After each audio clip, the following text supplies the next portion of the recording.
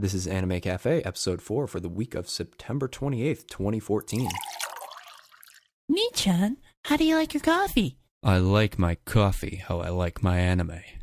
Bible Black. Hello everybody and welcome to Anime Cafe. My name is Anton Mantuan Addison, Antoine taking a Scantron with his fly-ass pants on.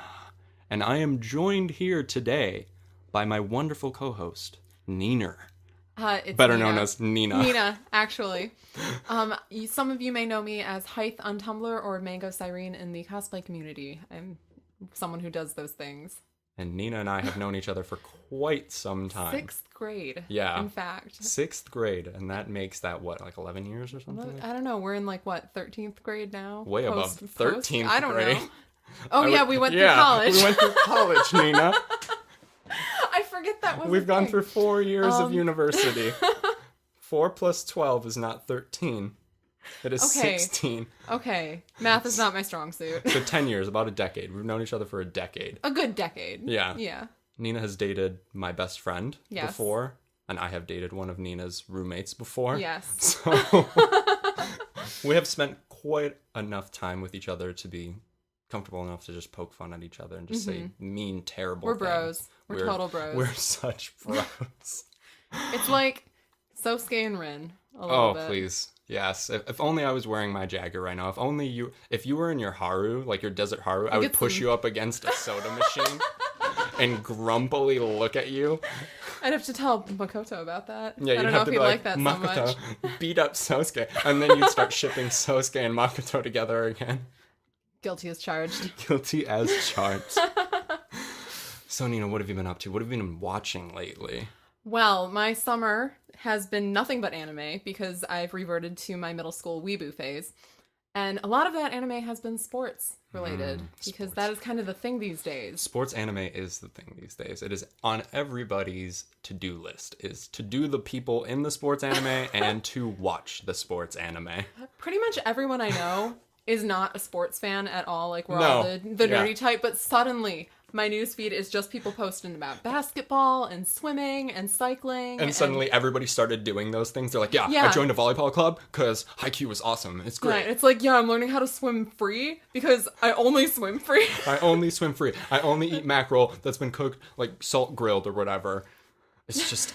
It is so much sports anime has pretty much taken over the anime community, and I'm personally not complaining. I'm not complaining either. Beautiful. Yes. It's wonderful. Because what was it before this? Like, we had idol anime for a little while, and that wasn't even that big. Okay, idol anime is my second guilty pleasure. I love idol anime. It's a totally different genre. Yeah. Can't even compare the two. But, like, I can't even think of another genre of anime that just made... Except for back when, like, shonen anime were just huge. Right. We didn't really have that core group of shows. No. Like, propelling the season. Yeah. There will always be the trifecta of One Piece, Bleach, and Naruto. But even when those were still new and fresh, nobody cared. They were just like, this is stupid. I don't know why I do this. And we still watched it. Yeah, we still watch it. We're like, whatever. I don't even care.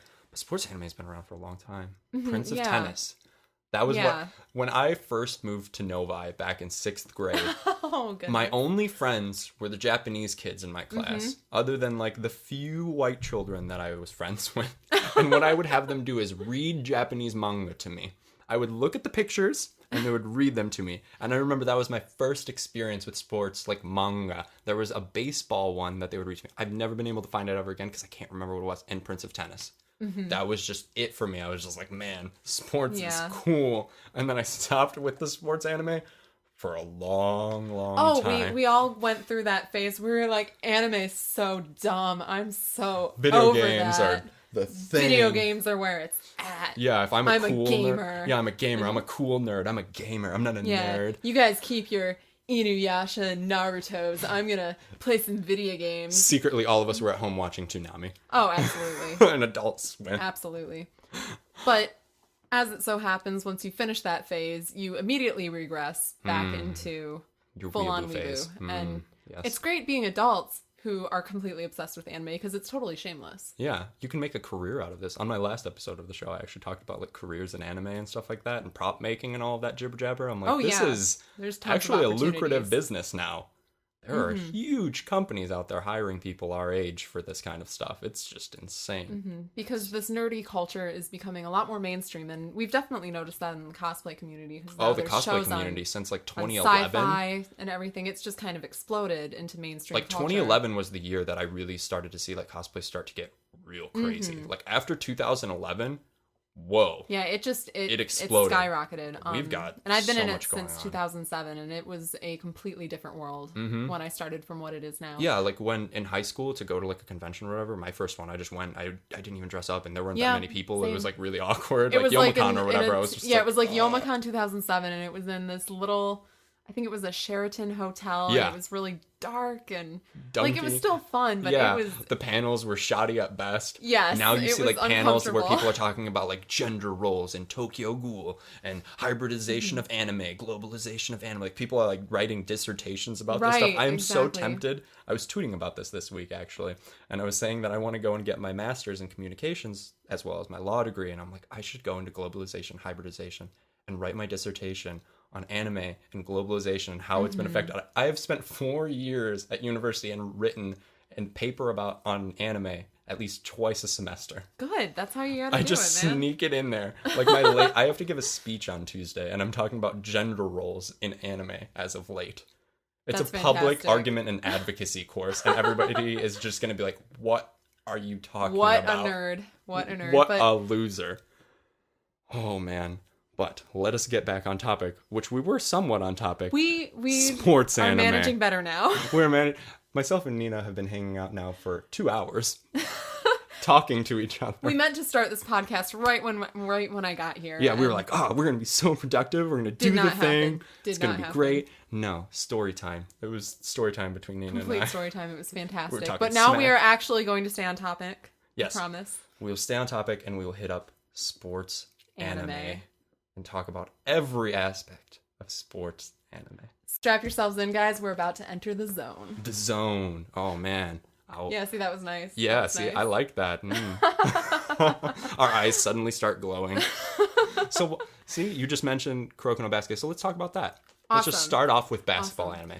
Kuroko no Basket was actually my first true sports anime that I really got into. And you could argue Free was my first, but I will talk about Free at a later date because I honestly don't really consider that a sports anime. Yeah, sports, But- I'm the same. But KNB is definitely like the quintessential sports anime plot. Like you have the underdog team and they're fighting to be the best and be yeah. number one and defeat their rivals. And that's what the plot ultimately boils down to. Like that's the main You've got conflict. Dragon Ball Z elements in there where people are powering up Oh, and yelling as loud as absolutely. they can. It is like anime plus sports, Yeah, pretty much. basically they took Dragon Ball Z and they were just like, let's turn it into anime. Let's have them Let's do power up. basketball. Let's do basketball power up anime and put the cutest Mm-hmm. boys you've ever seen. Oh my god, Kisei. Kisei with his cute little earring, And his little like emoticons when he texts. Adorable. and Murasaki Bara being a giant over there. Okay, I am 6'10". I watched all of Attack on Titan and I play Silent Hill and very rarely do I get fazed by scary things, but I was honestly terrified He's of Murasaki intimidating. Bara. When Like, he puts his yaoi hand over Kuroko's oh god, face. like I was shaking while watching the game between his team and Seiren. Just Yeah. he's so big. He's scary. He's so and when he big. puts his hair up in the ponytail, Oh yeah, I was just like, Oh, wow. shit is going down. he's always eating and everything like that. Obviously, he has to be that character too. We have to fill all the anime tropes. Mm-hmm. All the tropes. The tropes are Another trope that I love because Megane characters are Oh. my favorite. I love the I have glasses. yes. Love the glasses. And Midori Rimakun. I actually have a keychain of him on my wallet right I've always now. wanted to cosplay Midorima because we're the same height, and I was just Do like, it. yes, come on. I love him so much because he's just quirky and he's that stoic, distant glasses character. Mhm. But he's such a giant dork. Yeah. Like he is the carries dork- around special good luck charms all the time, and he honestly believes his horoscopes are true. And My What a favorite dork. thing, they're like, oh, half court is his limit. He's all the way at full court, and he's like, fools. Full court is not even enough. I remember I was just like, this guy's a total badass. I'm like, they made the glasses character a badass. Yep. Oh my god, oh my god, oh my god, oh my god. So they kind of took that glasses trope that we've had since anime started, and you see it in Oran and everything else. But they took that trope and kind of accelerated it. And a lot of sports anime does that when it comes to stereotypical I was going to talk about tropes. like character development and tropes in sports anime is a very weird thing because you could never guess. It is so hard to read a character at face value. Like a lot of times you'll watch like a regular like shonen anime or something. You've got the best friend who's really lame and he might have some like homosexual tendencies. Then you've got the female friend who loves meat and she's super punky and she likes to punch the other friend. And then you've got the really dark and cold character who's going to eventually betray you. Fucking Sasuke. Yeah, Sasuke. Oh my god, the manga. Are you caught up? I know enough. Yeah. But warning, Sasuke. Warning, Sasuke feels incoming. No, but in sports anime, they do a really good job at like putting a twist on all these tropes, and I love that. I think Free is actually an excellent example of that because when the PV first came out, people were like, okay, so we've got the cold-hearted middle character. Haru was the cold main character. And then Nagisa's going to be the total spunky kid. Yep. And then Rin's going to be the cool, kind of homoerotic dude who's just like total snark and badass. And then we've got the glasses character, or Ray wasn't even Ray wasn't yet. even there. It was some other dude. And then we see Makoto, who's going to be like the quiet, tall, protective type. Who might have a dark past. And he has some dark past because he's too happy. Of course, he's too happy. He smiles too much. We saw hints of all of those in these characters, but they were completely different. Like, Nagisa's a total hyperactive bubble of energy, but he's also the devil. Yeah, he's Satan on earth. He's totally and you see this so much in sports anime. Like all of the teammates, back to K and B, like all of the teammates, even Tepe, I was just like, I did not expect to be happy. I thought his character was just going to be the most loving character the entire time. Yeah. And he was for the most part. But there was he has so this much fierce more. Protectiveness to him that comes out. And he could get so intense. And I was just like, this is what you would expect from like the angry, dark, manipulative character. Yeah, but they gave it to the mother character, basically. And I love that about sports anime because it always keeps me on my toes. Because a lot of times with anime, I can watch a show and I know what's going to happen. I'm like, I know how this arc is going to play out. Especially I know where with it's going to character go. development. You're like, okay, so they're dark and cold now. They're going to go through a thing and then they're going to be fine. But with sports anime, you never know. No, and they write it so well. And I think that's one of the things that has made sports anime so successful, especially this season, is that the writing is... Some would argue that it's formulaic. Like we have the teams and the competitions and the games, and someone's going to have to win, and they go through their training camps and they go to the next level if they get to regionals and nationals. And some would say it's formulaic. Yeah. I would argue that it takes those formulas and completely flips them on their heads. Yeah, because not in every sports anime do you see the teams winning. Free is a point of that. We'll get to that later. But even in Kuroko no Basket, they get to a certain point and they lose. And the characters are devastated. And Haikyuu is another one, too. I was just going to bring up Haikyuu, especially this season. Yeah, right on the tip of the anime tongue at the moment. Haikyuu just came out, and we've got a team that loses. And honestly, after that intense final match, you think they're going to win. You know they have to win after You're like, they're going to defeat defeat Alba Josai. And next season is going to be the rest of the competition, and that's how it's going to play out. No, they lose. And they don't lose in the last episode, because unlike in Kuroko no Basket, when they lose, it's the final moment, and we don't see the fallout. In Haikyuu this season, we had an entire episode dedicated to the fallout and seeing these boys having to deal with essentially having their dream of the season crushed. Especially the third years. That was like a big thing to be highlighted, especially in the third years. And it gets brought up in the manga a lot as like, well, the third year should just quit. They have nothing better to do now. Exactly. They may as well just leave the team. And it's this internal conflict that they have to deal with that you don't get in other anime. Where like a character is just, they lost. It's not that they lost this fight and they're going to go gain a new power. It's like you just straight up lost. Yeah. For whatever reason. Because Haikyuu, unlike Kuroko no Basket and a couple other sports animes, I think even Yoapeda does this, where they have like... Superpowers. There's quote, a disclaimer unquote. at the opening of Yoamushi Pedal where it's like, this is not really how you bite. You can't actually do this. Don't go outside and try. You can't do the spider climbing. Yeah, that's what I was going to bring up, actually. You cannot physically do that. Like, I have a cycling bike downstairs because I picked up biking. Like, and I tried to go as low as I could. If your bike goes that horizontal, you are going to be You're dead. just going to eat it. And them, like, grinding up against the guardrails. I'm like, no, you would eat it. You would eat it if you did that. That's not how it works. Don't try and actually pull your teammate along to that extent. Yeah, so it's nice in Haikyuu. Haikyuu is like the really big one recently where it's just sports. They don't have any special abilities or quote unquote superpowers. They just jump and they do their special. They have specific techniques that they're good at. Yeah, it's just which like, is true to every sports team ever. You practice at something and you're good at that. And you have your members that specialize in one skill or another, and that's how a team is formed. Mm-hmm. The other big thing in Haikyuu is they actually went over how all the positions play. Mm-hmm. That was a big thing. They gave them names. In Kuroko no Basket, I don't remember, they just talked about like what position every person plays, but they didn't describe what the role was. So to hear that in Haikyuu, I remember I was so intrigued. I'm like, now I just want to learn about volleyball. Exactly. Because you've brought up this topic of what these positions are, I'm like, what are the other positions? How does it work? And they talked about how the libero is the one person that can come in. They were like, why is he wearing a different outfit? Like, everybody was thinking, why is that one character wearing a different outfit? They explain it. They go into depth on this. They're like, this is how the sport is actually played. And I'm like, wow. It really helps you appreciate all the characters more, and also that whole theme of teamwork, because you see... It really does boil down to how they come together as a team. Mm-hmm. Whereas, again, in Kuroko no Basket, it's like, when it comes down to it, it's going to be Taiga versus Aomine, and no one else Kuroko matters. is going to make some magic happen. Yeah. He's always like, in the shadow. The rest of the team kind of fades away when it comes down to the final moments. Mm-hmm. Which is okay for Kuroko no Basket, because that's how that series operates. Yeah, it's what it's going for. But with Haikyuu, the big theme there is teamwork, and how they're able to mesh their skills together and support each other in order to accomplish their goals. And so seeing them after they've lost and seeing this team just kind of fall when they apart. Went out for food and they were all crying. Oh, I had so many feelings. I was sobbing. I could not handle it. I had so many emotions at that point. I was just like, I have my babies. Oh my god. They're all like eating. I'm gonna get choked on talking. They're like eating and they're all crying, and I'm just like, what? How are those big Miyazaki tears? Yeah, the big Miyazaki tears. Oh no.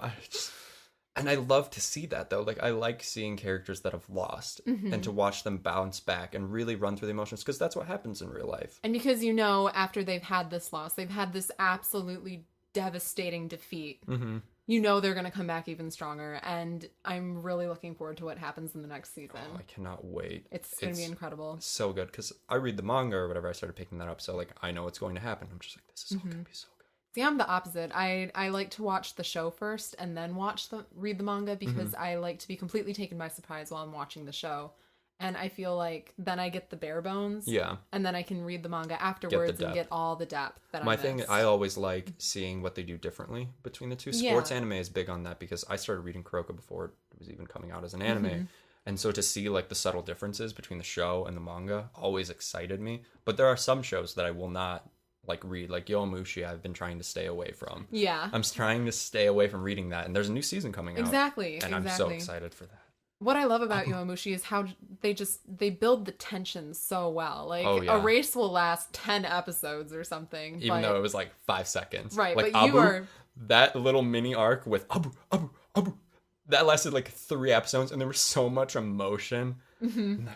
Andy, Franku. I love him. He is my spirit animal. But they build the tension in a way that you don't get bored, because we'll go back to Dragon Ball. They'd have those fights that lasted 10 episodes, and you're sitting there and you're just like, oh my god, I'm so tired. Just punch him already. Just do the thing. Come on, man. Whereas in Yowamushi Pedal, it's 10 episodes to a race, and I'm on the edge of my seat the entire time, freaking out. The training camp was one of the most emotional things for me ever, because I was just like, Dick, second year, how dare you? Yeah. My babies need to win this race. But then, like, I looked at it from their perspective. Like, that's what sports anime is really good at, is for you to understand what the opposite character that most stuff makes you want to hate, actually, you start to feel for them. You empathize with the characters. They're really good at that. Like, even though this character is the bad guy, air quotes, you still feel for them. You're like, I would be doing the same thing. I can't blame them for doing this. It's just like, oh man, they made the right decision. And to write a character that well, where you can make me love a character that's screwing over my babies, you're doing something right. And Yowamushi was great with that. And I left off on such a hard place for me. Oh god. I think one of the things I love about Yowamushi is that the rival, like, Onoda has a rival on the other team, like the other climber. Yeah. Blue-haired kid. Blue-haired kid. Right? Angel, whatever his name is. Yeah, the one that's like, I'm an angel from above, have some water. You can keep this. Let's talk about climbing hills and how it's wonderful. Yeah, ski desk. Like, unlike other sports anime, because I keep going back to Kuroko because it's the first one I watch, and it's the easiest one to it's talk the about. easiest one to talk Most about. people have seen it at this point. Like Aomine is a rival to Taiga. Like that is a huge rivalry. There's a lot of animosity. They hate the other for the most part. And with the rivalry that we get in Yowamushi Pedal, we don't get that animosity. It's more of like I just really like climbing hills and I want to climb with you and maybe we'll race and it doesn't matter who wins because we're both just enjoying this so much and we're both so passionate about climbing. And I don't know, I think it's a really beautiful form of rivalry to explore because it's a type of rivalry that really pushes the other people to be their best without the and it doubles up negativity. in Yowamushi Pedal with the captains. The two captains, that was just like when you found out their backstory where he like reached out and grabbed him and everything. And the fact that the main school's captain didn't feel any ill will towards him. And there was just like no bad feelings. And all they want to do is just race to their best. Like the both of them, they're like, I'm going to take you down this year for legit. You can't even compete with me. You can't keep up. Like it was so good. Like that rivalry feels so good. Same thing with like the sprinters when they're doing their race with Abu. You've got, what is his name? Starts with an N. Red-haired kid. I can't think of his name. It's like, something. I don't know. Nana. Whatever. Nanase. Freeze on the brain. I have the same thing I was on about the to say in brain. Nagisa. I'm like, freeze on my mind. I'm just waiting. It's like Naruto or something. Naruto. Yes. It's Naruto, and we've got the big, like, built guy or whatever, and they're doing, like, there's this, they create a rivalry within 5 minutes. An amazing rivalry between like these three, and I'm like, what?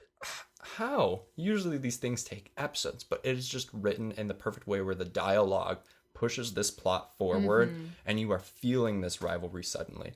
And Yowamushi Pedal has so many rivalries. Like there are just so many going around between like all these different characters. And we do see the ones that have that animosity. And oh god, what's his name? Imaizumi, between him and his name starts with an M, the weird tongue dude. Is that the one you're thinking about? Like the creepy guy, that the Titan dude. Yeah, the one that like cracks all of you. I was gonna cosplay him. His Midorima. Midorima and Imaizumi. Is it Midorima? No, Midorima's Midorima, what is it? It's Midosuji. We do see the animosity when Midosuji comes into the race because he is one character that I can't sympathize with. Yowaizumi. I hate him, but I love to hate him. Yeah. Because he's written so well, but I hate him. I wanted to cosplay him so bad because I was just like cracking while watching him. I'm just like, my time has come. Yeah, I like started cracking my back and I was like, oh, he's tall and lanky. And I'm just like snapping my bones watching him. I don't have that tongue though. No. And his hair he has a mullet. And his eyes are just freaky. His eyes are freaky. He's more freaky to me than any of the Titans. With his clicking his teeth.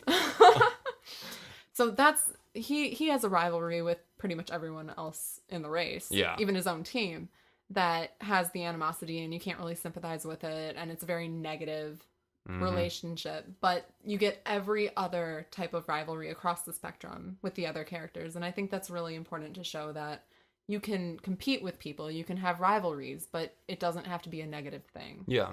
They can absolutely be a positive thing that pushes you forward and makes you better. And I think we also see a lot of that in Free. Oh, yeah. Definitely.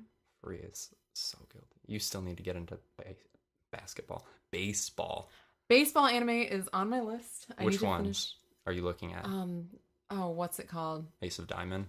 That's really popular. It's really long. It's not finished Not yet, Ace of Diamond. Is it Sugar Bliss? Yeah, Sugar Bliss is really good. Major is really good too. Major covers a kid that starts off in Little League, and it covers him all the way until he gets into the major leagues. Okay. And like it's like 8 seasons long. It's really good. That's like the pinnacle of baseball anime. But Ace of Diamond is really good. Okay. I like Ace of Diamond a lot, and the characters are really funny, and there's a lot of crying and tears and emotion. Oh, sounds right up my alley. Yeah, exactly. Good fanfics there too. Yes, fanfiction. fanfiction. But speaking of fanfiction, let's get into some news before we get to our discussion of Free, which will take up the largest chunk of all of this. And we'll talk about some fan fiction in there, I'm sure. Thank God. Nina can tell you guys all about her favorite fanfics. Yes. So here's the anime and convention news for your week.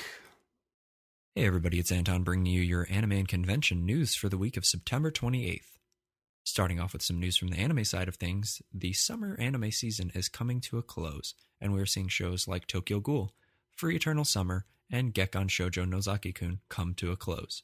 But fear not, anime lovers, we have an absolutely jam-packed fall season coming up for us. On Saturday, Toho Animation released a Yo Mushi Pedal preview video on their YouTube channel. The season is set to premiere on October 6th, and I know I personally cannot wait, especially after hearing that new opening theme song. Fate Stay Night has released its 7th TV ad highlighting Kirei Kotomine. The new anime will be following the Unlimited Bladeworks route and is set to premiere on October 4th.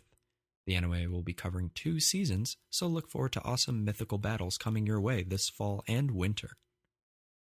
Kyokai no Kanata, or Beyond the Boundary as it is referred to in English, now has a film in the works.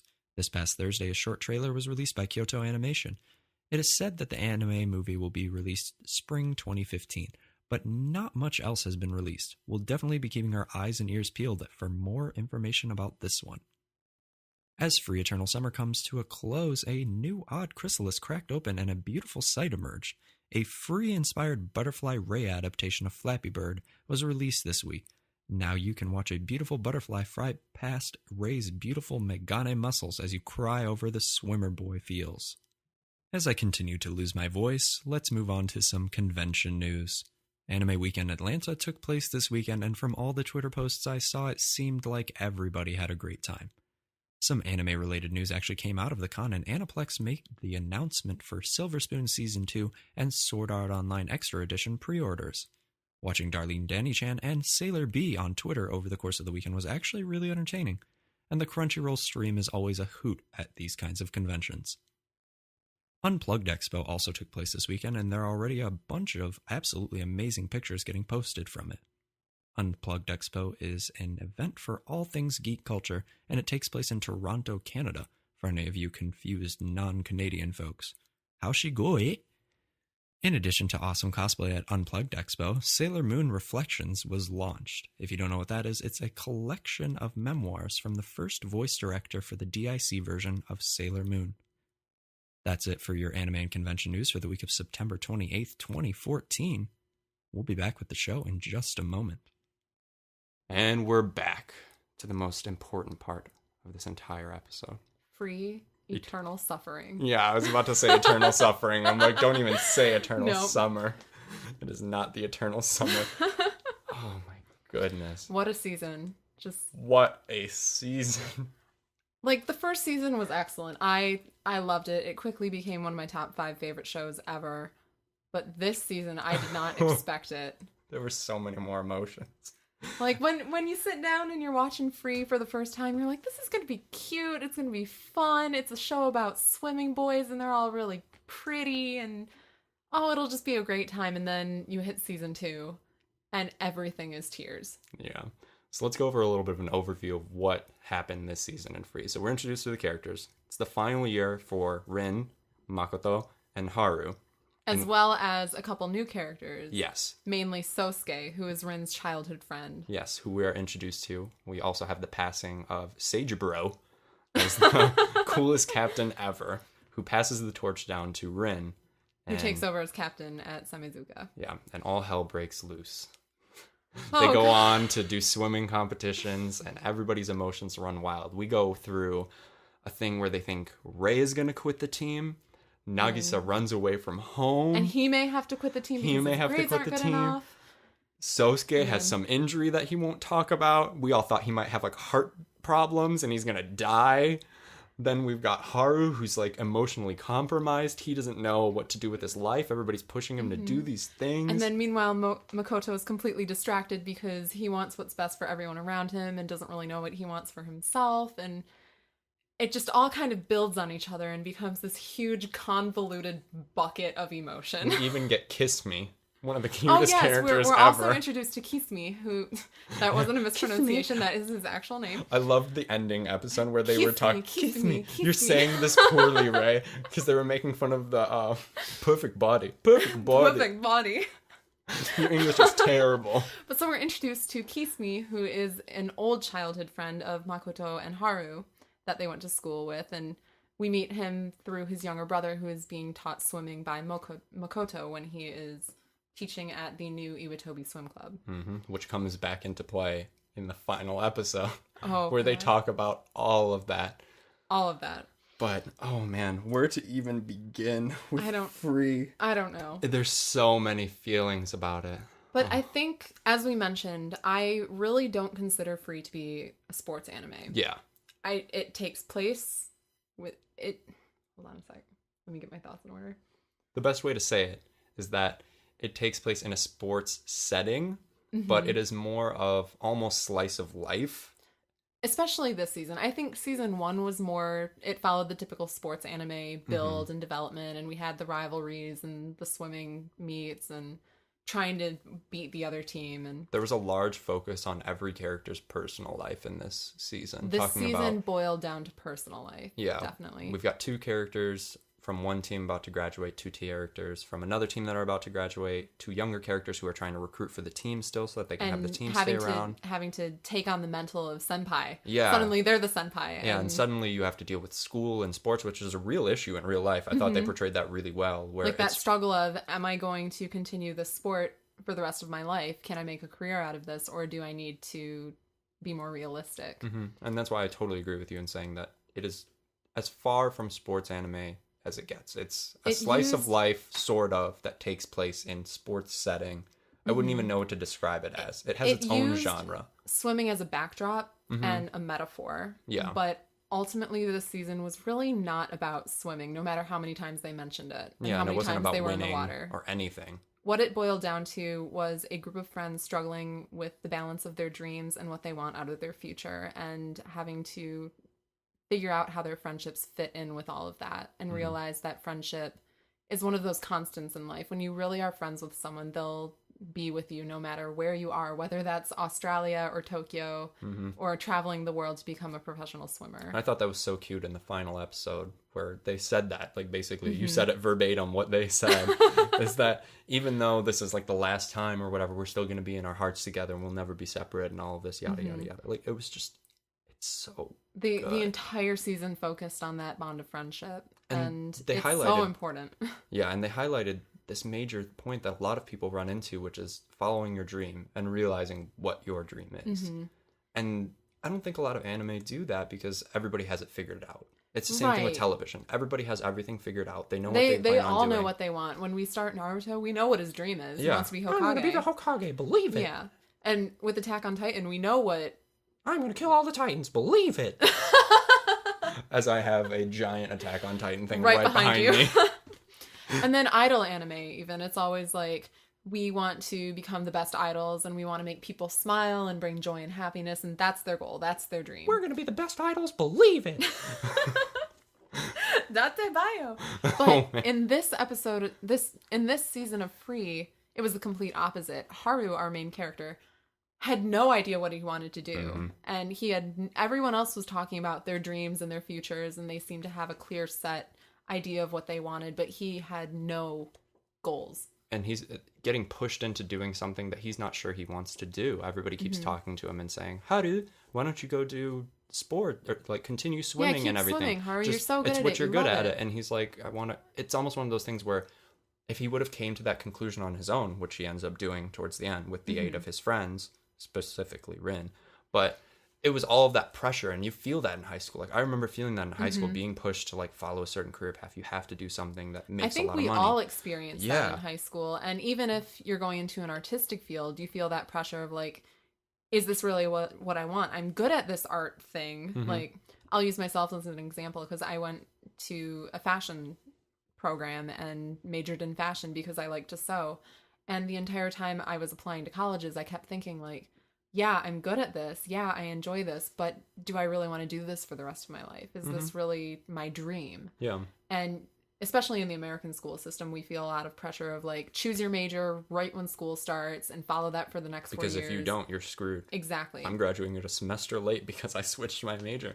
I made one wrong decision my first semester and I was like, I don't like this. And then I fell behind. Yeah, and funny story, I did start my freshman year of college as a fashion major and decided I hated it, but I wasn't able to transfer out of the program because I'd lose my scholarship. So I paired it with a business degree. Mm-hmm. But now that I've graduated and I'm looking for a job, I'm like, that wasn't what I wanted to do at all. Mm-hmm. And so I think Haru would have felt the same realization if he had been forced into choosing swimming without having that realization that it is his dream and it is something he's passionate about and wants to do.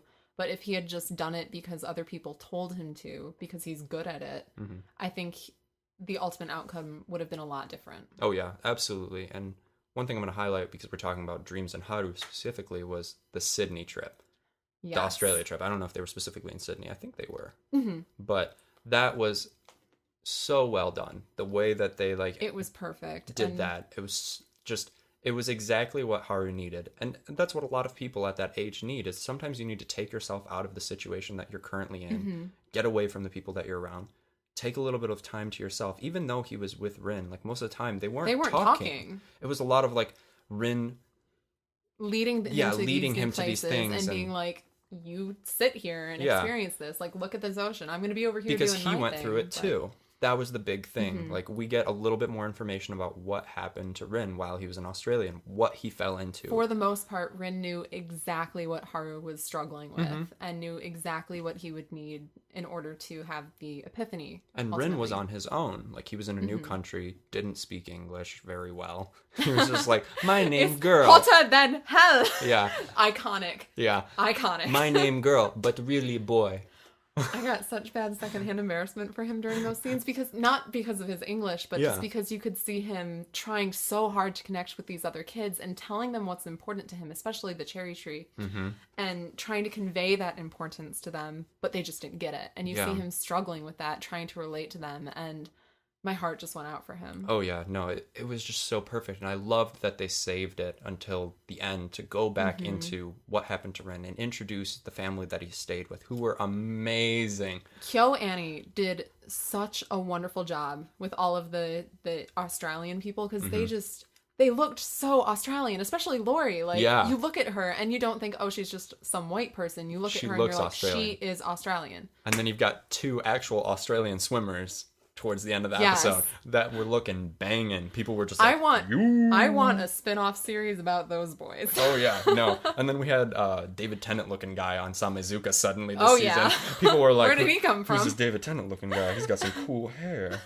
I'm like, where were you a season ago? Where's the fanfic about this kid? Yeah, I'm like, what's your name? What's your number, boy? I'm gonna look you up on Archive of Our Own. But they really, like, that's one thing that KyoAni's great at, making characters look very different and like knowing how to draw a character that fits the country that they represent in this case. Right, and they've been heralded for their amazing water animation throughout the entire series, but I think a lot of people don't notice the rest of the astonishing animation throughout the series. Like you mentioned, just the character design.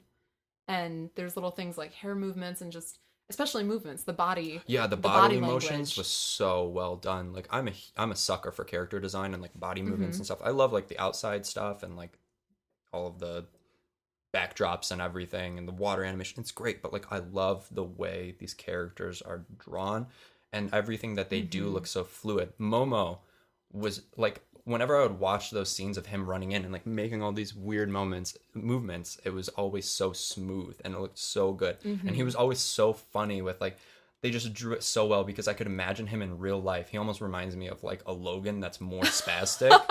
Like he's like Logan on sugar, just running around and screaming all the time. And I was just like, when you can make me relate a character in anime to a real person, that's when you've succeeded. Yeah, you did something right. You have impressed me at this point. And I think they were just able to convey so much through the body language alone. And we can romanticize all we want about Makoto and Haru being able to have a conversation just by looking at each other. But I think we as the audience were able to have a conversation with all of the characters just by looking at them. Oh, absolutely. Their body language told you exactly what they were feeling. And it was just perfect. Like the scene between Sosuke and Haru. There's no physical contact between them. Nope. There's few very words. Little dialogue. Yeah, there's few words. You've got one character, Haru, who barely speaks. Then you've got Sosuke, who really again, barely speaks. Yeah, barely speaks. He's a man of few words, and when he does say them, he's just pissy all the time. But you can tell just by their body language exactly what each of them is thinking.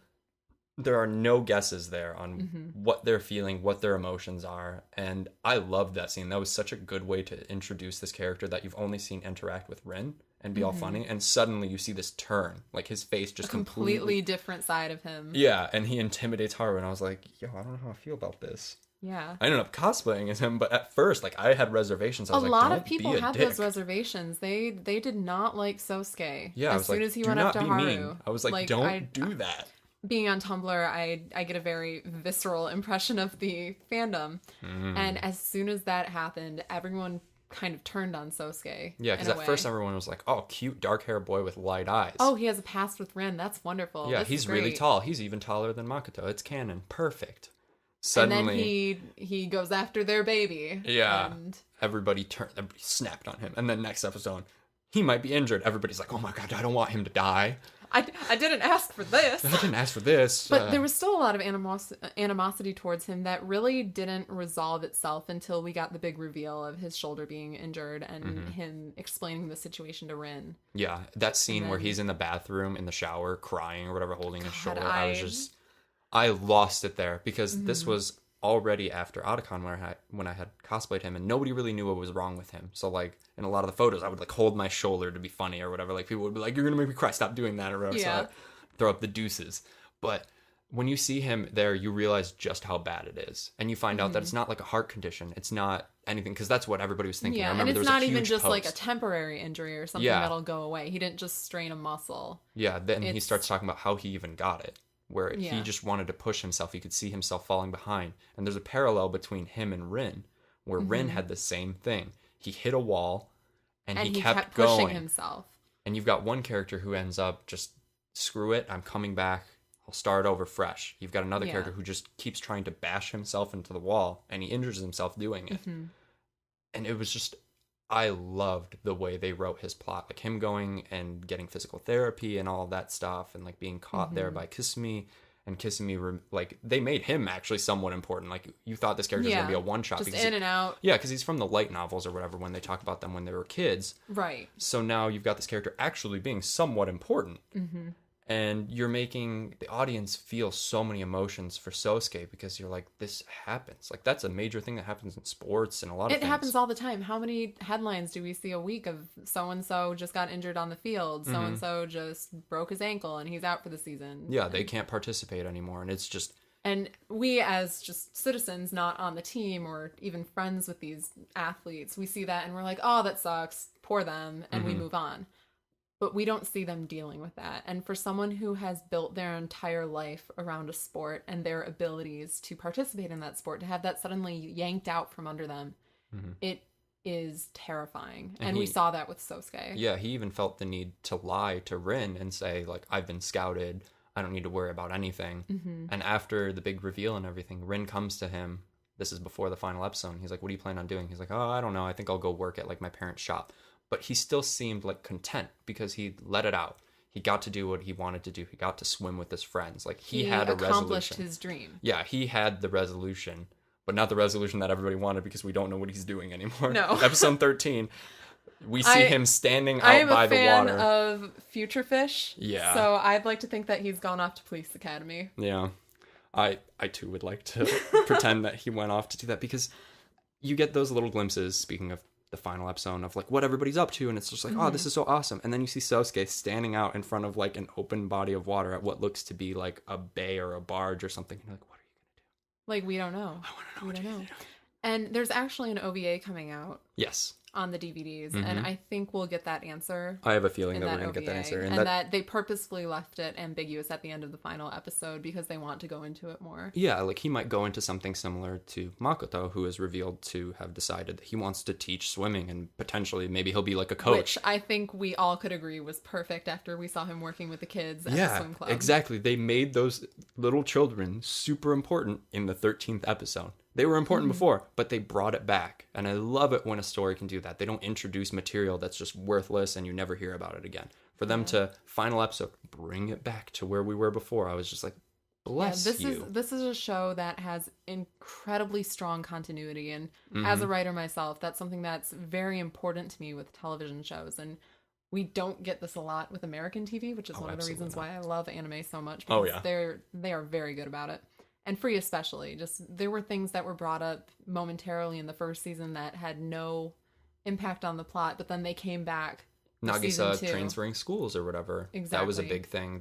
It was just mentioned in passing in the first season. But then we find out that in the second season, that's one of the main turning points for his character prior to the show beginning. Mm-hmm. It's just so well written sports anime. Bless you. It's amazing. And Free is just such a well-written series. And so when I see a lot of people turned off by it because of all the shipping that happens on like Tumblr and just in general, we see all the shipping wars and things. And a lot of guys feel weird to get into because they're like, oh, it's fan service. It's fan service. It's not fan service. It's not. It's a sport where they're swimming in the water. They have to be shirtless. Like, and there's that's just how it attractive male characters the same way there are attractive female characters and everything else. So chill out, dude bros. You guys need to relax and stop being so homophobic and stuff. Like, so like don't let that sort of insecurity stop you from enjoying this show just because you think it panders to fangirls or whatever, because it doesn't. It really doesn't. And even with the shipping, it's something that's there if you want to see it. There's subtext, sure, whatever. We can however you want to read it. Discuss it and break it down however we want. If you want to read into it, it's there, totally. And I personally enjoy reading into it because I'm a major shipper. But as we look at the Rin Haru framed on my wall. Printing on the wall. Yeah. But if you're not into that, that's totally cool. It's not there. You don't have to pay attention to it because as much as we all want to think that Rin Haru or Mako Haru is canon or Sorin is canon, whatever, it's not. None of it Free is is not a BL show. Yeah. If it was, awesome, but that's not what KyoAni set out to do here. They set out to tell the story of friends and friendships and exploring those friendships. And it's not like they're leaving out just like the relationships between boy on boy or whatever. There are relationships between boy to girl, and nothing happens there either. There's no romance in the show. The romance is very one-sided at best. There's flirting like with the captains and go, but and that's hardly anything. Yeah, it's more comedic than anything. It's not a romantic show. Yeah, it's not supposed to be a romance show. That's not the point. I would say it tackles topics that are even deeper than romance. And it also addresses something that I think gets left out of anime a lot, where it's that realistic male friendship. Oh, yeah. And a lot of people are afraid to pursue that in shows because they're like, oh, it's going to be interpreted as homoerotic and stuff. But this show does such a good job of portraying it.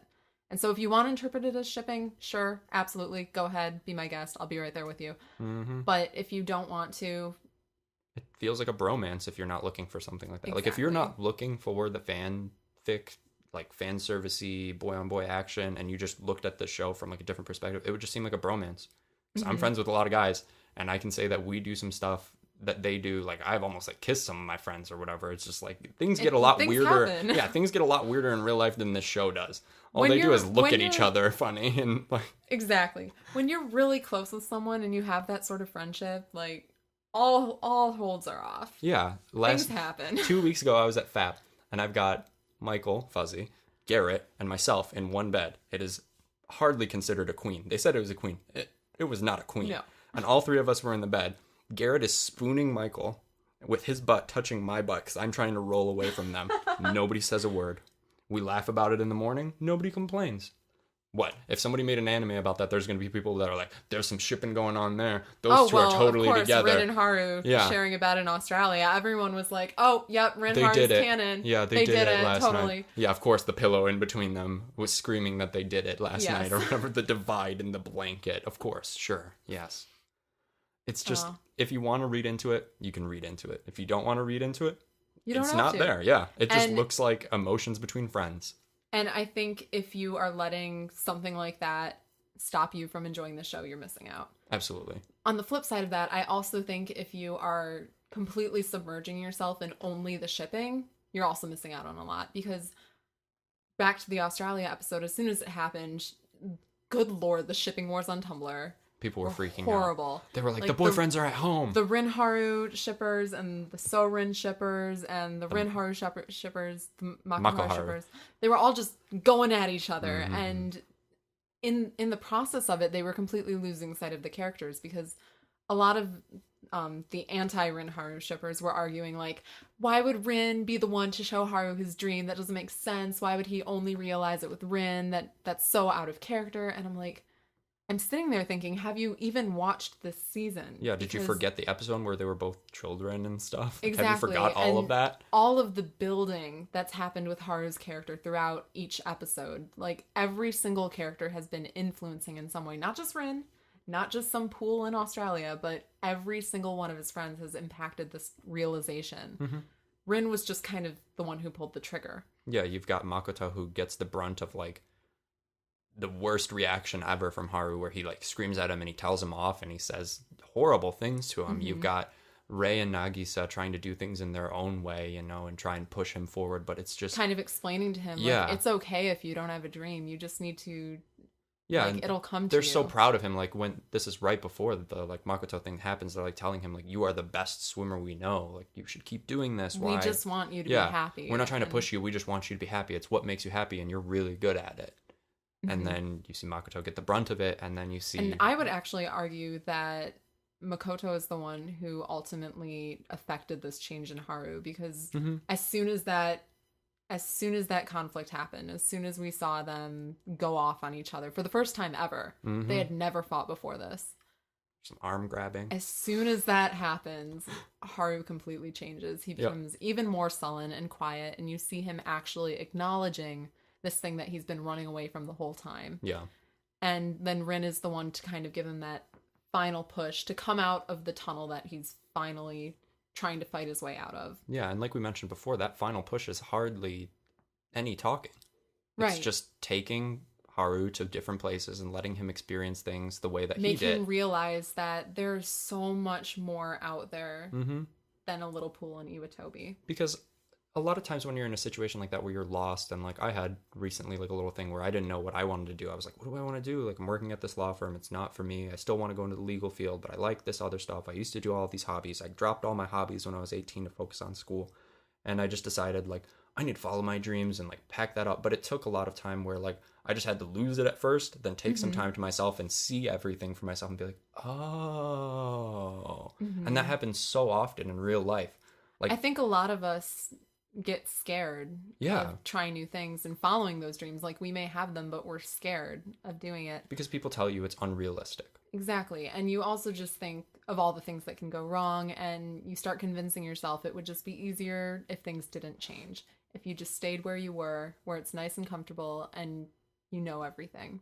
And I think Haru was starting to tell himself that, like, it is easier if things don't change.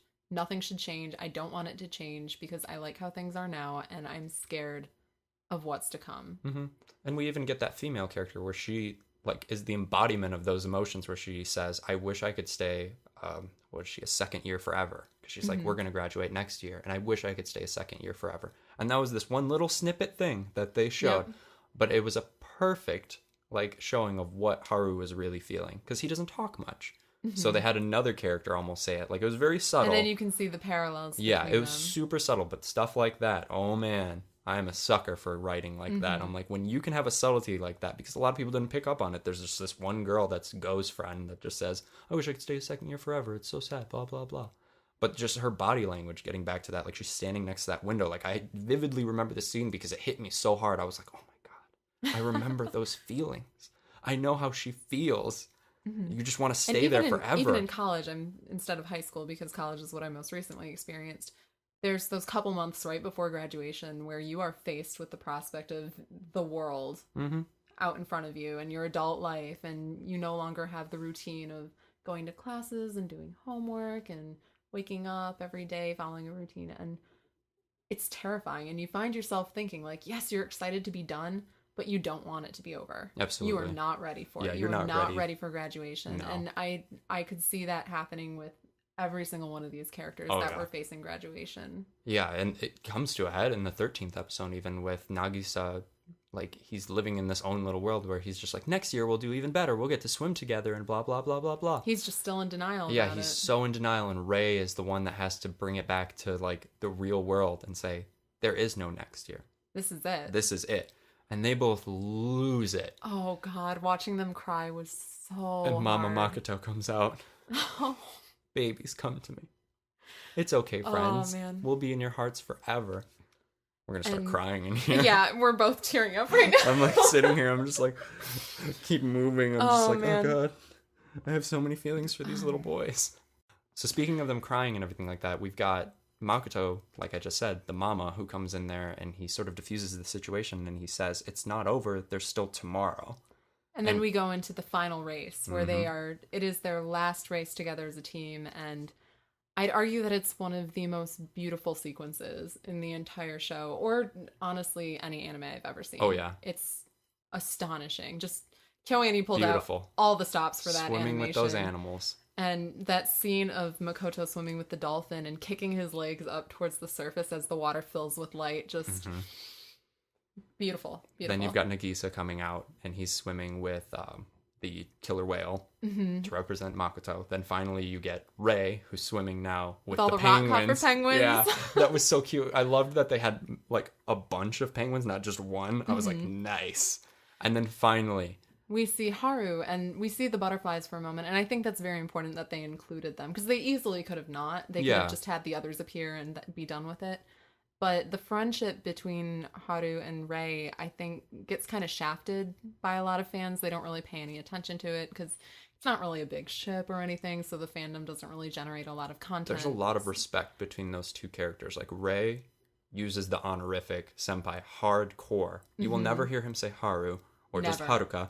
He says Haruka senpai all always. the time. Because he looks up to him so much and he goes out of his way to be taught to swim all the other ways by Rin because he wants to be as good as Haru. And Haru is the one who inspired him to swim in the first place. Like, Nagisa wheedled and went at it for weeks, but seeing Haru swim is ultimately what drove Rei to do the same.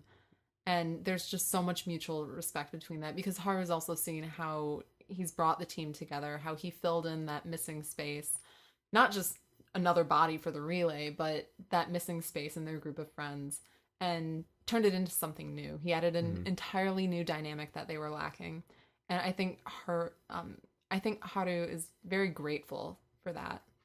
And so the fact that they did include the butterflies For when those Haru like was few swimming, moments, it was perfect. it It was gave me so many perfect. feelings. I was just like, because I had a feeling that they were just going to show. This is where usually I can predict an anime, but I was wrong. Exactly. You think, oh, they're just going to show all the other Yeah. characters and they'll swim off and it'll But be when I great. saw But the they butterflies, included that hit me so hard, actually. Like, seeing them swim with all the animals, like, hit me really hard, and I was starting to get all sniffly. But then when the butterflies came up, I had to pause the episode for a moment, because I was just like, you actually did that. Like, you actually are highlighting this, like, friendship between these two and this respect between these two, and it was so strong and so, like, beautiful, and it was just perfect. I was so glad they highlighted that. Even though it was for a few seconds, the fact that they even hinted at it was just great. And then you finally get them Haru swimming with all of his friends, and they're all together. It's the final leg. They're all screaming for him. You can do and it. Haru touches the wall and it's amazing. But we don't see the end result. We don't see what place they come in until very later during the end credits, when a framed photo of them standing after the relay is shown on the wall of the swim club, and we see 6th place underneath. I didn't think anything of it. I was like, oh, 6th place. That's for a national competition. you're that's still really 6th good. in the nation. That's Awesome. incredible. But a lot of people in the fandom were really, really upset. Tumblr was ablaze. They were just like, how dare they come in 6th? They should have been 1st after all they went through. This is horrible. What an awful plot point. This is terrible writing. Blah, blah, blah, so on and so forth. And I'm just sitting there like, did you guys even watch the show? Because unlike most sports anime, unlike Kuroko and Haikyuu, like Haikyuu especially, Kageyama and Hinata, they want to win. Everything is about winning to them. Like, again, it's about teamwork and all that jazz, but their main goal, they want to win. We saw them screaming this during the season finale. They were running around a gymnasium crying, hysterical, because they wanted to win so badly. On the other hand, Free was never about that. They just cried after the race was over because they were so happy to do it together. Those weren't tears of, we lost. Yeah. It comes to be like, it seems almost as if they won. And from the plot, what it was trying to accomplish, they did win. Exactly. Friendship came through. People realized what they wanted to do. They got to experience this amazing thing together. They succeeded in what they sought out to do. Winning was not their point. Goal was only ever get to nationals so we can swim one last time together. And do your so best. we can swim as much as we can. And once we get to nationals, we'll just swim our best. We'll swim our last race together as our team. And Rin uses the term ultimate team many times throughout the series, referring to himself, Sosuke, Momo, and Nitori. But I think Iwatobi had their own ultimate team, and that was their goal, just to be together that one last time in the water. Best friends that you could possibly be. And I think KyoAni really drove this point home because during the final race of the show, it was completely different from the other races that we saw. Like, there were no shots to the crowd cheering. There were no shots of the other lanes and what was going on with the other swimmers. We didn't see any shot of the time or the scoreboard. All we saw was them in the water together. Yep. And that was just really re-emphasizing that point that they were swimming their dream right there. They were winning. It's about the dream. It's not about the sport. It's about everything that has to do with the sport, because anybody that has competed in a sport or something like band or anything that's competitive, you know what it feels like to develop these strong relationships with your friends. And that's what it becomes all about. It is about winning a lot of times, but more than anything, you do it because you want to be with these people and do your best and watch them succeed and have them cheer you on and bring you back up. Together. Yeah. Whatever success means to you. That might mean 5th place. It might mean 10th place. It might mean 1st place. Maybe that's really what you're driven to do as a team. But they did not have their eyes set on 1st place. And so when they got 6th, I firmly believe they did not feel like they lost anything. And this is also arguably, and also back to the idea of it never being about winning. That was evident even in the rivalry between Samezuka and Iwatobi. Yeah. When we saw them swim against each other at regionals in the relay. That race was not about who would win, other than the fact that it would determine who would qualify for the national relay. It was about these two teams coming together to swim the best race they could for each other. And you've got that cute banter right before the race. It's not like we want to beat you, we want to defeat you, we want to crush you. It's about we want to challenge you, we want to give you a race that you deserve because we respect you so much. And it goes back to what Sosuke was always talking about that Haru got when he got to swim with Rin. It was that feeling of, I want to know what it feels like to swim with you. I want the answer that I'll get after I swim with you. And I don't think it was swimming with Rin that did it for him. I think it was swimming with Rin against the other team that did it for Sosuke in that race. Because his character completely changes after that. Yep. After that race, he is all smiles, and he had seen a sight he'd never seen He's the before. big, bara, friendly, lovey guy that's teddy bear. Yeah, he's like, I'll go work at my parents' shop now. My name's Sosuke Yamazaki. I'm working at this shop. I'd be in that store every single day, not gonna lie. Yeah. Even if he had that voice. Hello, Nina. Welcome to the Samezuka Academy shop. My name's Sosuke. That's what gags are for. Yeah. Nina's kinks are revealed.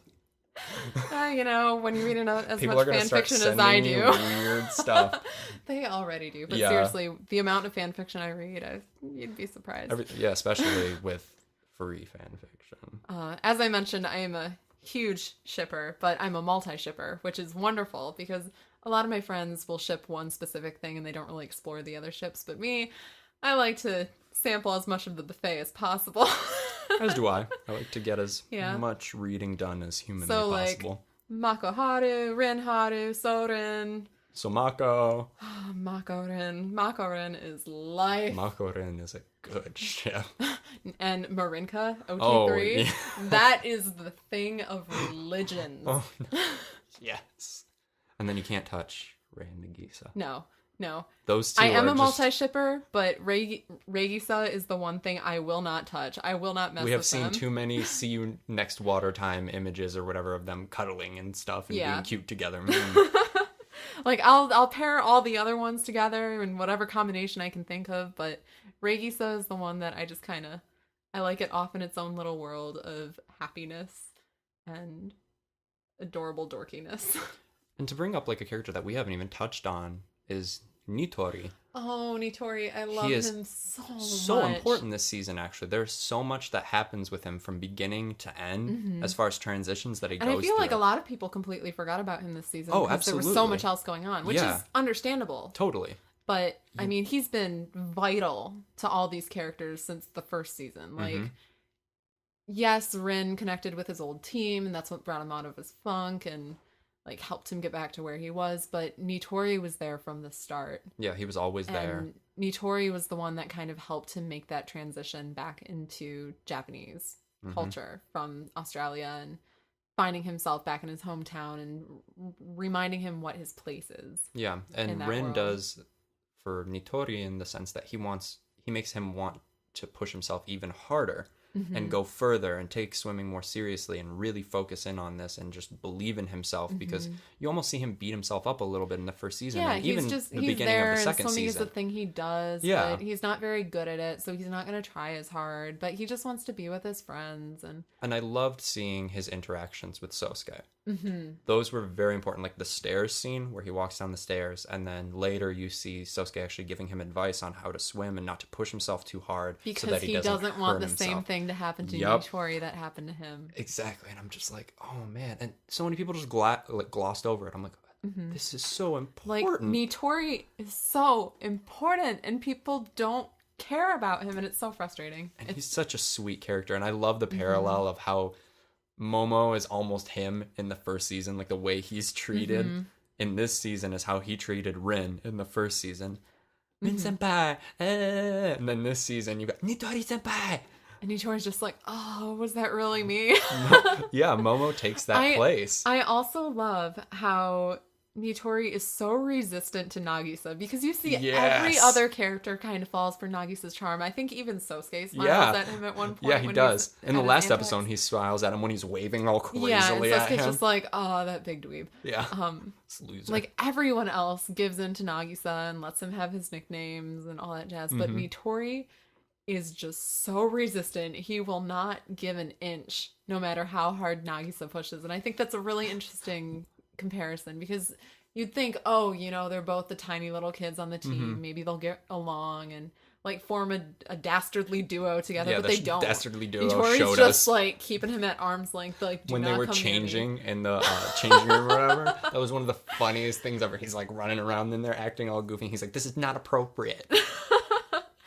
I see Nitori as like that dweeby kid that's like realized he likes this hobby and now he's gonna take it a little too seriously. Yeah, it's like when he really likes something, he goes all in, Yeah, and he's decided he really cares about swimming because all of his friends care about it, especially Rin, whom he respects with every fiber of his being. And so he wants to take this as seriously as possible. And so when people are goofing around, he's like, don't do the thing. And I Guys, loved his come on. push to join the ultimate team. Like his training and everything and going through it, because you see Momo like automatically get in. He's just better than everybody else. But Yeah. like Nitori's working for it because there are other swimmers on the team that are an upperclassmen that are better than him. And deserve that spot, Yeah. some would argue. But he works for it and he works hard for it and he works with Sosuke for it to accomplish his dream. It's like Sosuke gets to live vicariously through this character.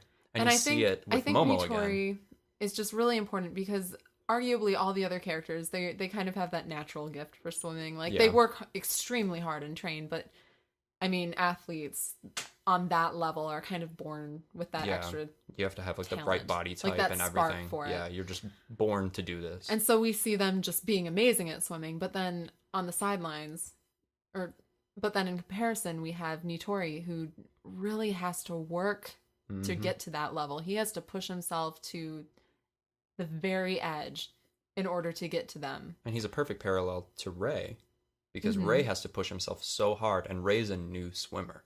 He's brand new to swimming. He's brand new to it. But I mean, even then, he's already an athlete, and Yep. he has the He right has that build. And drive. when he does butterfly, like, he picks it up immediately, and kind of that little bit of, I don't know where I'm going with that phrase.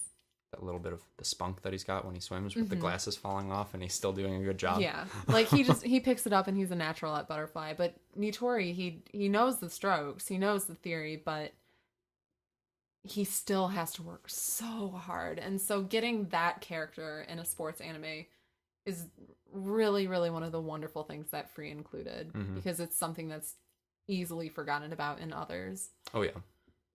And then we've got the ladies. The ladies of Free. Ladies of Free, give me some go. Yeah, give me some go. I love her so much, and I think she is such a groundbreaking character.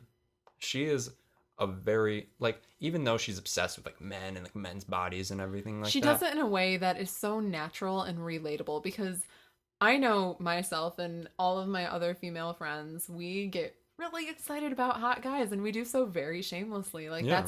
that's kind of how the culture is these days. It's Yeah. like, if you find someone hot, that's fine. You do, yeah. You Yeah. let it out, whatever. And that's Yeah. what she does.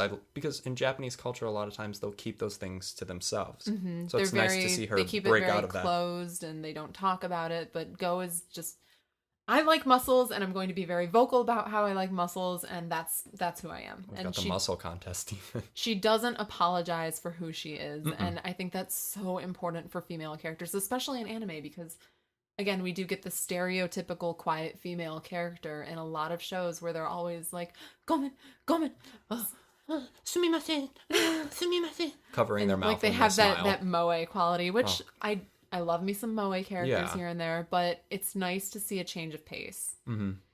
And I liked seeing her almost as like a leadership role, where she's coming up with the routines for them to swim. Mm-hmm. She's helping them with their diets. Even though she's younger than most of the team, Mm-hmm. she's still telling them what to do and helping them along the way and moving things forward. They didn't just put her in there for some reason. So she's a leader without having to be cold Yes. or anything. And because a lot of the times when we see female leader characters in any media, Oh yeah. they kind of take on that cold authority, Mhm. like that cold tone of authority, and they're stern and strict, and people respect them, but they're also kind of afraid of them. Yeah. Whereas the Iwatobi boys respected Go so much, and they would listen to her without Mm-hmm. any question. But she didn't have to be cold and cruel or Yeah. stoic in order to do so. She got to be a powerful female character without having to be a bitch. She got which to be a is powerful female rare. character while retaining her femininity. Yeah. To an extent. Oh yeah. Like so much in anime, especially like that trope for females is just brutal. So when a female character is written well, it's really nice. Even with their teacher, like she's even written really well. Like she has this pastor and everything like that, but she's always pushing for the team, and she's always pushing them and saying sweet things and always trying to be helpful. And she doesn't have to be mean or anything. She's just soft And spoken they still respect and her. sweet. Yeah, and they still give her respect. She doesn't have to do anything for them to respect her. They don't have to make the female character more masculine in order to gain that respect. And they weren't overly sexualized at all. That is one of the things I love about the show, is that the female characters were not sexualized. Yeah, there was no... whatsoever. I mean, aside from the teacher's modeling, but even That's then, hardly it was very anything. tame. Yeah, and that was in the mostly world in of the anime, first season. that is like It's G-rated. so tame. They like pan to it for like 0.5 seconds in the first season because we've got the owner of Iwatobi mentioning it. Yeah. And that was it. And she was just like, don't talk about this. I'll cut you. But I loved that, to see these characters. And even the male characters aren't over-sexualized. You don't see No, people like yeah, fawning there's over muscles them. everywhere, but not in a sexual way. Yeah. It's there as an appreciation of the athlete's And body. it's an accurate portrayal of what those characters would Because, look like. son, if you ever watched the Summer Olympics and seen Michael Phelps strutting around, you're like... They're huge. They're huge. They're There's muscles cut. everywhere. Yeah. I will admit that the swimming in the Summer Olympics is my favorite sports event of the entire year. Yeah, world. and even some of the characters that they show are small for swimmers. Oh, yeah. Like, you look at their muscles, they should be bigger. Yeah, you They look should at the professional swimmers who do butterfly, their shoulders are just You see Makoto massive. gain some major muscle. He gets some massive Yeah. gains. Like, there's the picture, like, Makoto season 1, Makoto season 3. He bulked is up. so chiseled. And I liked that. There was subtle differences in the Mm-hmm. characters. Like, they showed their faces change a little bit. Because Their- a lot of the times in anime where they range across a long spectrum of time, like Full Metal Alchemist Brotherhood is Mm-hmm. an excellent example of that, where we see the character physically grow. We see Ed get older. You compare yeah, he gets the taller final episode slightly of the more and first slightly one. more. We see him mature, but Mm-hmm. between season 1 and 2 of Free, we only had 1 year, Mm-hmm. but we still saw some change, especially in that age range. Yeah.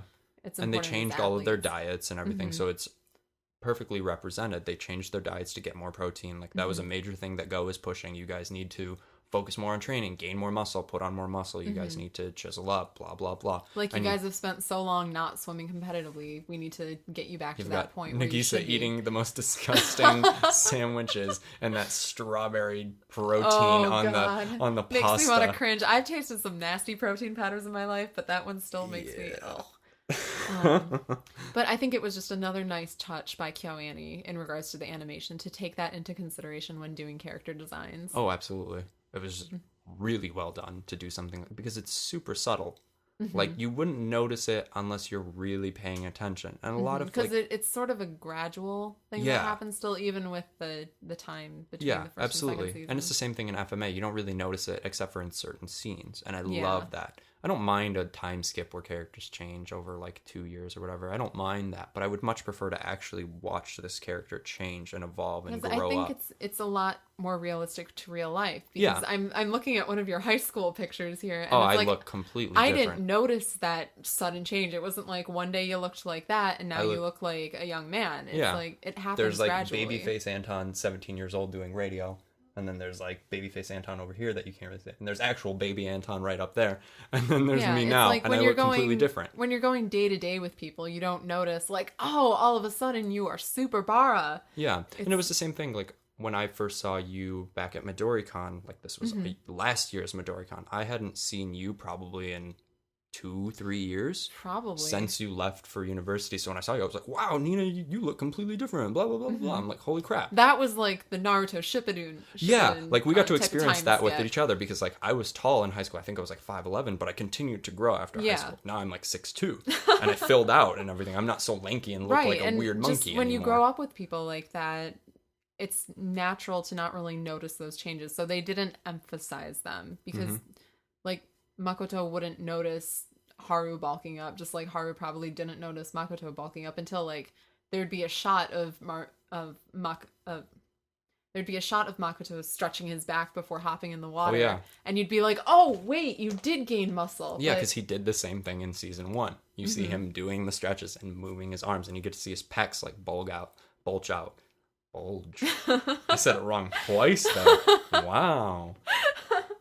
It's because we did all that talking. We shot ourselves in the foot. Now we're like stuttering and everything. Now we're stuttering. But no, you really do see his like muscles grow and everything, and I love that, like the subtle changes. I love that in an anime. Anything that shows like subtlety, because I like to pick up on that. I like to rewatch shows. I like to rewatch episodes sometimes. And because... I know I'm going to be rewatching Free until I die.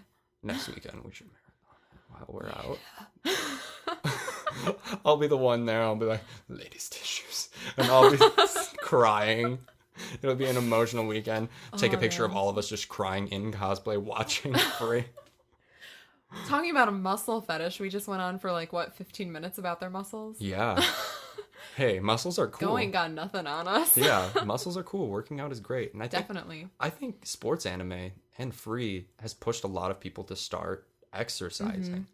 Sports anime is just... I've been running and weightlifting since I started university. I really got into it. But since I watched sports anime, that's really given me an even stronger drive to better myself and push myself and push my body to its limits and just gain new abilities in that sense. And I have the same issue, and somewhat similar to Sosuke, where I have these injuries. I have runner's knee, and then I have a lot of problems with my shoulder and my elbow and my right arm. You are just real life Sosuke. I am real life Sosuke. People ask me that all the time. And I have to respond, but sadly, no. But I have these issues, and I couldn't run. After high school, I couldn't run. And then I watched Yowamushi pedal, and I'm like, cycling is a thing for cardio. Because I can do elliptical and everything like that. But then I started picking up cycling. And I couldn't be any happier with cycling. I love it so much. Riding my bike is one of my favorite things to do. To go to Kensington out by us is one of the greatest things in the world. I love those running paths out there. And I can honestly say that thanks to sports anime, I realized there's another form of cardio that I can get. And I can go outside and enjoy myself. I don't have to be stuck at home. Yeah, and I think a lot of people, when they think of working out, they're like, oh, that means going to the gym and doing all those heavy weights or running until I pass out. And it's not. There's so many different forms of exercise out there. You made a huge master post about sports anime workouts, actually. I built an entire workout plan about sports anime, yeah, actually. For which ones? You did... I had one based on Yowamushi Pedal, another based on Free and K&B and Haikyuu, and then there was a bonus, Burnout with Shingeki no Kyojin. Oh, yeah, because, yeah, I remember just because that. the opening theme, like when Yeah. you turn that on, you're You get- like, yeah. I'm going to do 100 jumping jacks. Oh, yeah. Totally. Like when you finish it, you feel like you're about to slay titans. Yeah, but that's a perfect example of being inspired by sports anime Yeah, to and do I something. wasn't expecting that post to take off like it did, It's but huge. I checked the other day, it has like 42,000 Oh, notes. yeah. No, I because see it people all the time. They saw that connection between this anime that they're watching and the idea of working out, and it's motivated them to try it. And it's things that you can do in your own home without any real issue. Lots of jumping jacks, sit-ups, dips, things that you can just do I in am your a own firm room. believer in home workouts because I'm an introvert and I'm lazy and I hate going to the gym. Mm-hmm. Like the only time I go to the gym is if I'm living in an apartment that has a gym as Yeah. part of the building. Otherwise, it's so much of a pain. And it's so nice much to a do it in the pain. comfort of your own home because you can do it in your own clothing. You can I can watch do it your in my own stuff while pajamas. you're I doing can have anime playing while I'm doing my workout, and it's wonderful. Yeah, like the way that a lot of people that I know that do it, that play video games or watch anime, for instance, like if you do, like lately I've been playing Destiny. If I do a specific thing in Destiny, then I have a corresponding workout thing to do. Like whether it's 10 push-ups or like, oh, I got a legendary item, do 10 push-ups, then come back to it. I finish this quest, do like this many dips, do this many sit-ups, and so on and so forth. You just set up the routine. Finish an And it's episode, like, do that. To live a healthy lifestyle, you don't need to be going to the gym and bulking up and all that jazz. Like, if you No. want to, go for it. Like, Yeah, more props to 100%. you.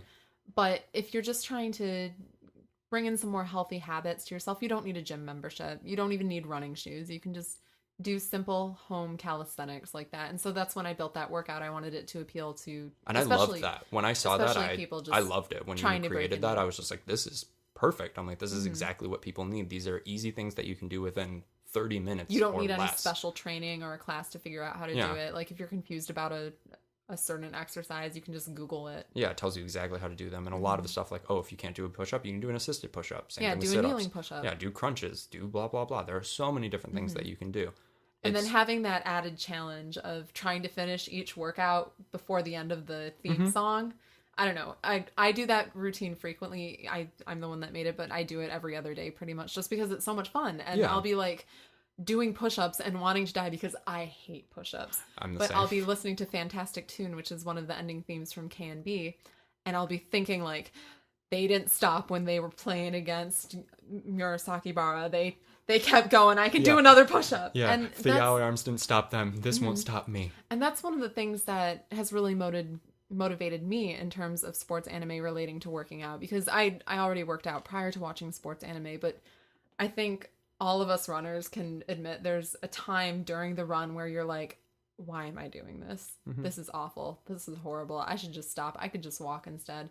But I found myself lately, I actually did this during my run today, when I hit that point of being like, this is so stupid, I'm just done.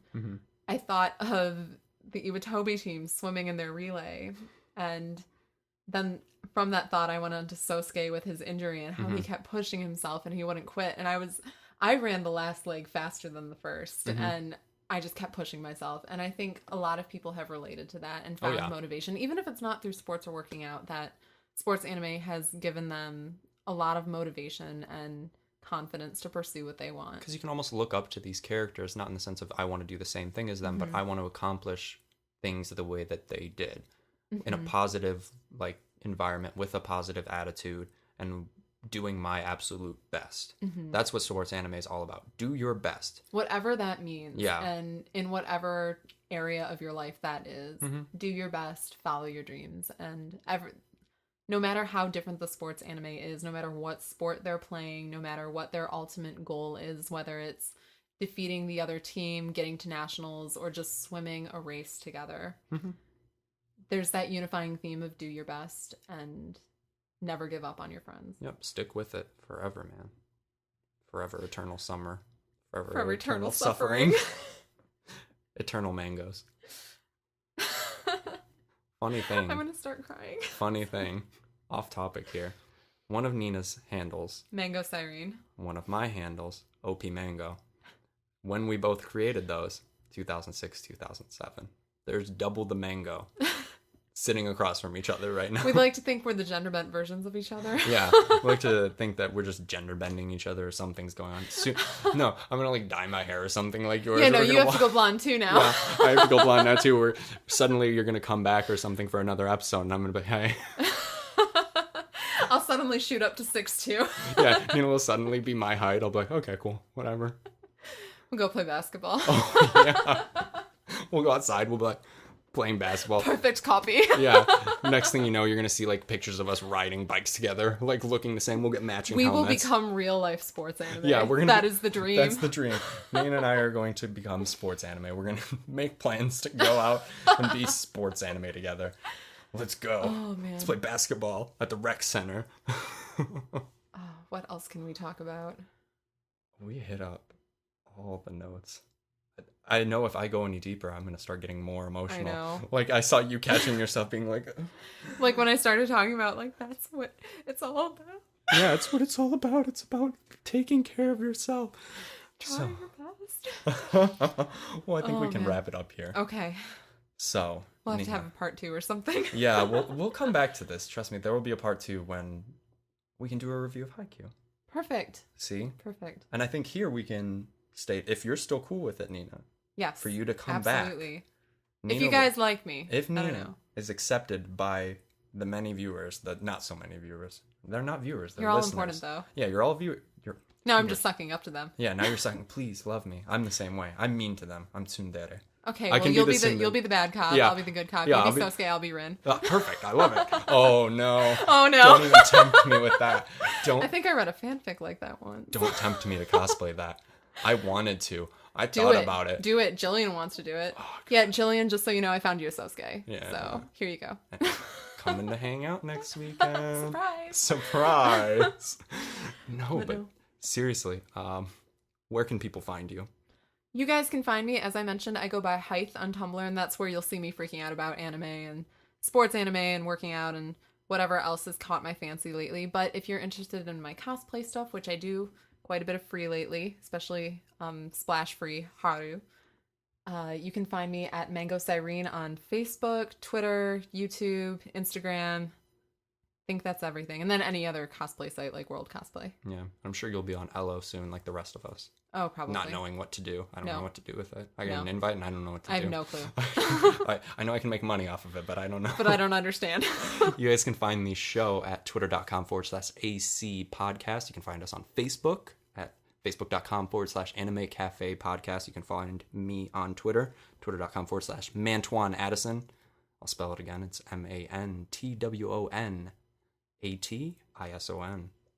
It's pretty cool. Do you know the story behind that? I don't. Why don't you explain I've it shared for it us? on the show before. I'll explain Oh, you have? it. Okay. Well, I'll share it again. It's a funny story. My mom loves hearing about All it. right. Everybody loves hearing about it.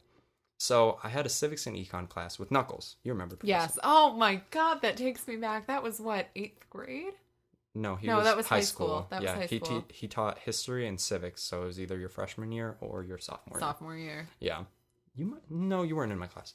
But we had this weird kid in our class, and we were taking an exam, and we're all just sitting there. I was definitely in your class because I know where this is going. And he just starts, like, rapping my name, and he just goes, Antoine, taking a scantron, let's fly his pants on. He's the Mantuan. And he just keeps going. Like, there was more to it. I remember that. I don't remember the rest of it. I don't think anybody does, because I was just so shocked. I'm like, I've never spoken to you in my life, mister. We Why?" all just stopped and stared at you. It was really so bizarre. I was so embarrassed. And, like, I don't get embarrassed easily. I make a fool out of myself. I think it's hilarious. I run around and I do stupid. Like, it was just so awkward because the room was dead silent. Yeah, because we had Shannon Maturi in our class. Yep. This kid used to tell Shannon on a daily basis, I want you to lick my gooch. None of us were quite sure what that meant. I was, at that age, I'm like, what? You just rapped about me and now you're talking about gooches? Puberty is a hard time, mister. Don't make fun of me. But he called me Antoine, and then I told my friends about it, and they were like, just make it like Mantuan Addison. And I was like, yeah, that's pretty cool. Yep, and then it just caught on from there. Yeah, it just stuck. OP Mango's there for every game, though. Every single game I play, it's OP Mango. It's orange peach mango, guys. It's my favorite juice. Yeah, I switched between MangoSirene and Hythe because Height is more like personal. It's me freaking out about anime, and it's what I do all my writing under, and I kind of like to keep that separate from my cosplaying because that's a more public, I don't want to say persona, but it's the more professional That's way like I my present Sugoi myself. Hotcakes Tumblr, where I just go all out on the reblogs and the posts. I'm like, whatever, man. Yeah, that's what my height No persona shame. is, where I'm just like, this is me, guys, take it or leave it. But Yeah. MangoSirene, I try and keep a more Professional. professional appearance. And That's like my Facebook. My Facebook is as professional as it gets. My Twitter, oh no. You don't want to go on my Twitter. I do not include my Twitter when sending a resume out at all. Neither do I. My Twitter is me talking about terrible things. My Twitter is horrible talking things. about the latest fanfic that I'm writing, where I've likely killed off 85% of the free cast because I saw that what I post. do. I'm gonna Yeah, need to dude. read that because I see your Mako-Ren posts. Zombie Fic coming to you soon, and it's not an AU, it's canon. Oh snap! Yeah, because I've seen your little like one shot things on Tumblr, and I've checked those out, and that's really good. So I'm like excited for everything to be finished. Yes, no, I'm wrapping up Mako Haru Merman fic again, not AU, it's canon, and it's Makoto makes a wish that he and Haru are free, and that Haru can just like escape this entire pressure of having to find a dream and what he's going to do with his future. And when they wake up, they're mermen, and they go on this grand adventure. And it was very inspired by Miyazaki because he's one of my favorite storytellers, and he's actually the one who inspired me to start telling my own stories. And so when I was writing this fic, it almost became an homage to his work. And We should do an episode about Miyazaki. Yes, absolutely. We should marathon some Miyazaki and just hang out. Uh-huh. Oh yeah. I like this plan. Yeah, buddy. But so I'm wrapping up this story right now, and it's kind of become like one of the greatest things I've ever written, in my opinion. So I'm very proud of it. I'm anxiously awaiting.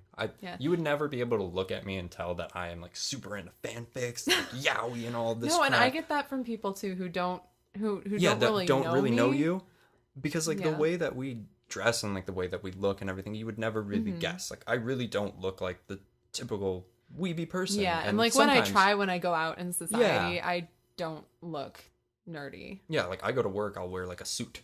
I go to school, sometimes I wear a suit because I just got off of work and I'm going straight to school. On occasion, you'll see me wear a fandom shirt, but even so, like I'm not flashing Admittedly, it. I do make a lot of runs to the grocery store in my Batman hoodie and workout pants because I just don't care. You can find me on campus in my Foodie Cootie t-shirt and my Samezuka Academy jacket. But yeah, I because think comfortable.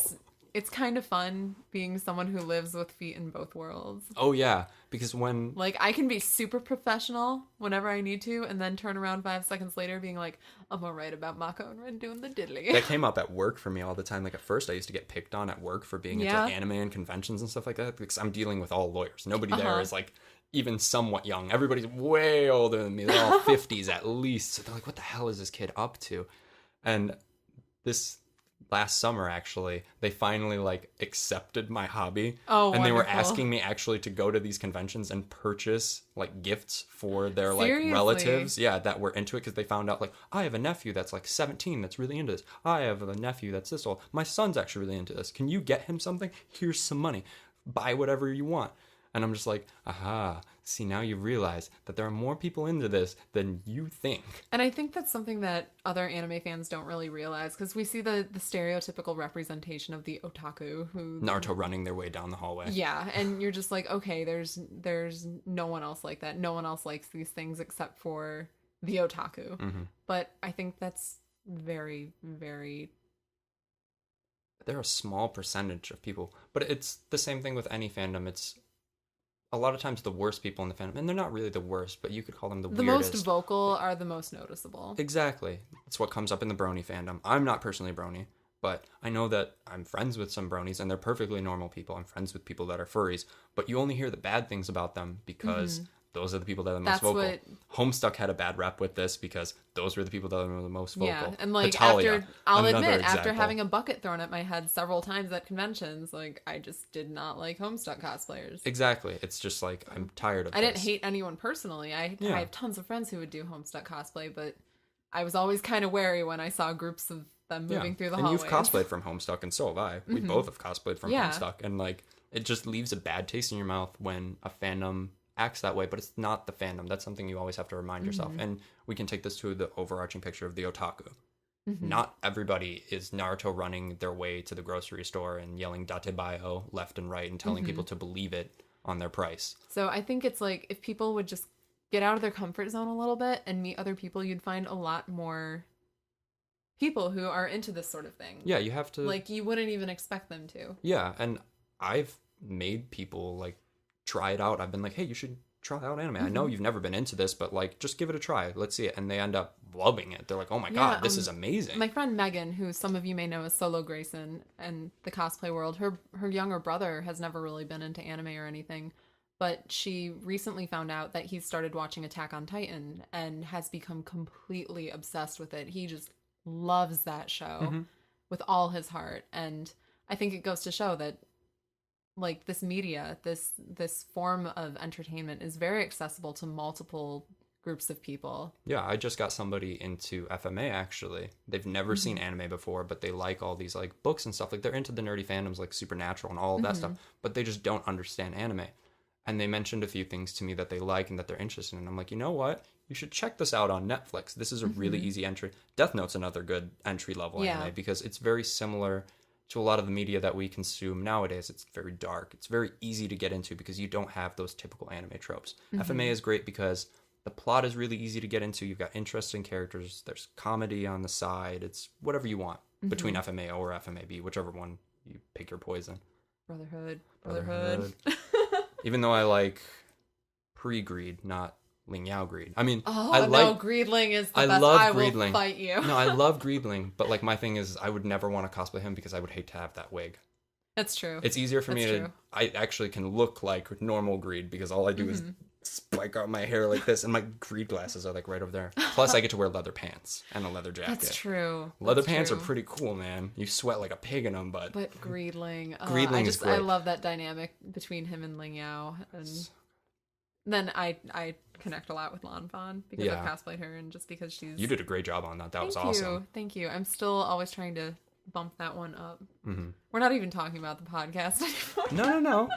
This is good, like, closing stuff because we're easing our way out of this.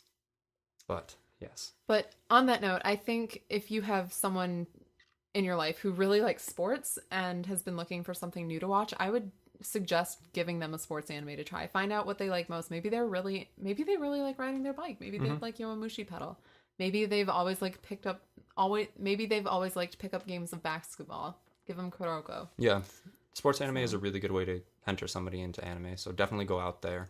Because it convert some people. It seems less nerdy, in a way, because you're like, it's sports, right? It's cartoon sports. It's cartoon sports. Don't call it anime. It's just cartoon sports. And I will admit, after saturating myself in sports anime, I care a lot more about real life sports. Same. I really do. I know. I've become so much more invested. I finished Kuroko no Basuke just as March Madness was happening this year, and I got so into it, like screaming at the TV. I've always been into baseball, but after watching Ace of Diamond, I am like, games. Always watching the games, checking the stats while I'm in class. I'm like, yo, what's up? Who hit a home run? Oh, is that double, triple? But if you guys have any questions, you can email us at animecafepodcast@gmail.com. Stay tuned for more episodes with Nina, because she's coming back. If you guys like her, she's coming back for more episodes. I don't know what's going to be next week, but it'll be good. If this episode is any example of how things are going to go from now on, especially after a weekend of fun next weekend. Yes. I expect great things to come from this. It is going to be all nerdy anime all the time. Oh, yeah. So rate us on iTunes, and I think you can rate us on Stitcher, and we will catch you guys next week. Bye. Bye.